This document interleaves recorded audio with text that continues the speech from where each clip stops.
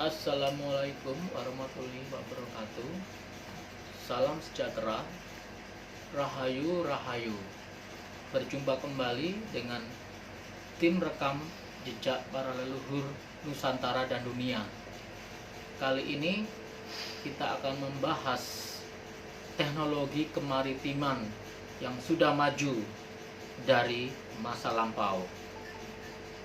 Temuan artefak kapal kuno ditemukan di wilayah Kepulauan Riau yang memuat benda lambang burung mencengkram swastika. Conradus Liemens tahun 1873 Masehi menulis buku tentang kapal di relief Borobudur, menyebutkan ada 5 bentuk jenis kapal dalam 7 relief yang tergambar di dindingnya, dan kapal yang tergambar di relief salah satunya adalah jenis kapal generasi ketiga. Apakah kapal generasi awalnya? Mari kita simak. Jenis kapal generasi setelahnya adalah bernama Palari.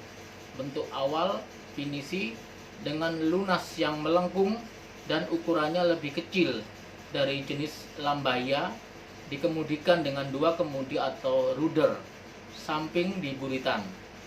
Generasi selanjutnya, kapal pinisi, menurut naskah Surailagilu sudah ada sebelum abad ke-14.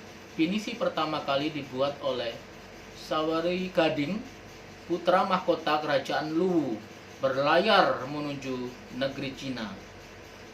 Kapal layar lancang Nusantara mulai merajai samudra luas dari Selat Malaka, Samudra Hindia sejak abad 9 sampai abad ke-12. Kapal lancang generasi terakhirnya hanya sampai abad 14 Masehi. Lalu diganti dengan kapal panco atau pancung. Panco pirate sebutan Portugis atau Inggris, dan jenis lainnya adalah kapal atau perahu lanco atau lancau. Perahu panco berlayar tunggal, bertiang besar, berpenyangga. Perahu lancu tidak berlayar, didayung bersama. Perahu dondang, perahu ini berjaya mengarungi Selat Malaka dan Kepulauan Nusantara bersama perahu panco atau pancung.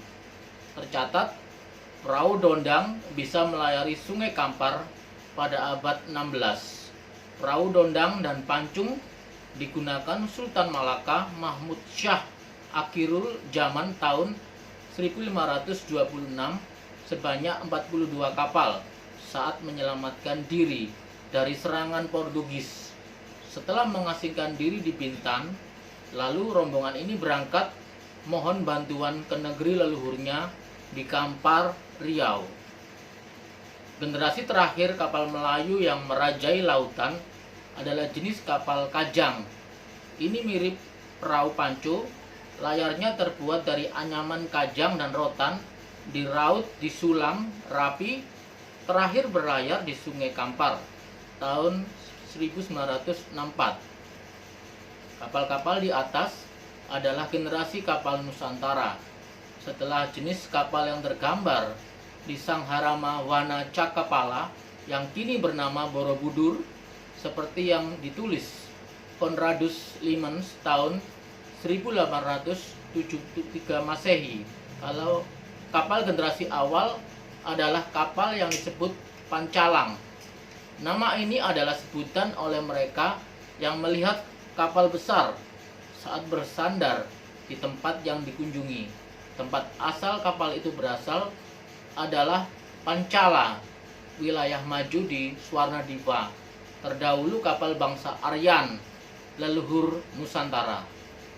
L.E. Wedel 1925 menulis tentang bangsa Aryan, menjelaskan bahwa geografi juga simbol artefak yang ditemui mencirikan bangsa Aryan adalah berada di daerah maritim, bangsa petarung samudra di sekitar 3100 sampai 2300 sebelum Masehi, bukan berada di daerah yang tidak mempunyai laut. Di dalam kitab Mahajana Padas, di dalam AI 213 dan halaman IV 252 disebutkan ada dua negeri, Utara Pancala dan Daksina Pancala. Sungai Bhagirathi membatasinya, dan menurut Kumbhakara Jataka, ibu kota Utara Pancala adalah Kapilanagara, tempat seorang raja bernama Dumuka pernah memerintah Domu.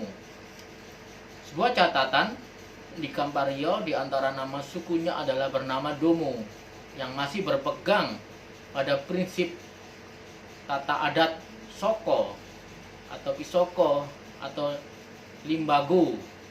Di dalam kitab Mahabharata nomor 138 di halaman 73 sampai 74, di volume J3 halaman 379 menyebut ibu kota Hastinapura adalah Ahit Catra atau Catrapati, sedangkan ibu kota Daksina Pancala adalah Kampilya. Wilayah Pancala, Kampilya inilah kapal besar dan berangkat setiap singgah di pelabuhan yang dikunjungi masyarakat setempat menyebut dengan nama Pancalang, yaitu sebuah kapal dari wilayah kekuasaan Pancala.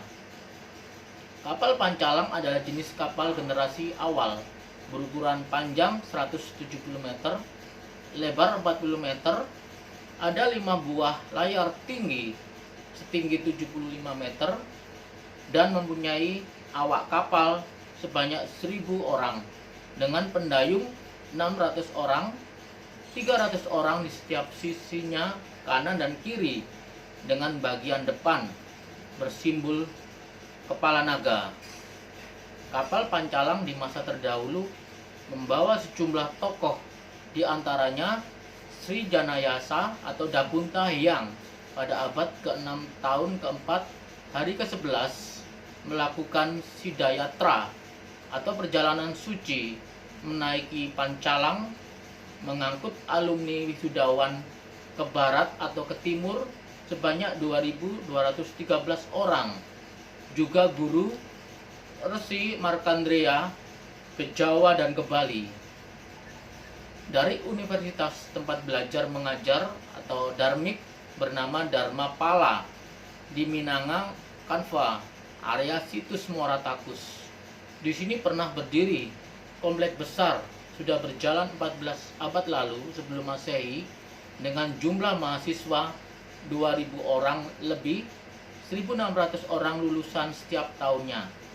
Inilah lokasi yang dilihat dan dicatat Fahien tahun 399 sampai 414.